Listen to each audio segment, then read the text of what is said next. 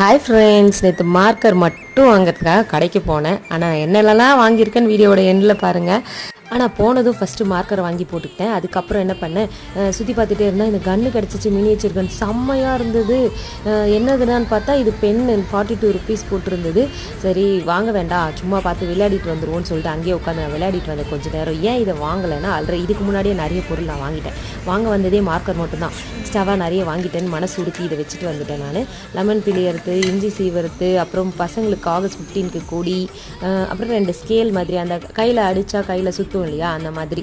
அது எனக்கு ரொம்ப பிடிக்கும். நான் விளையாடிட்டு இருந்தேன் கொஞ்ச நேரம் பசங்க வரதுக்குள்ள. அப்புறம் பசங்க கிட்ட கொடுத்தேன். அவங்க ரியாக்ஷன் எப்படி இருக்குன்னு நெக்ஸ்ட் வீடியோவில் காட்டுறேன். பாய் பாய்.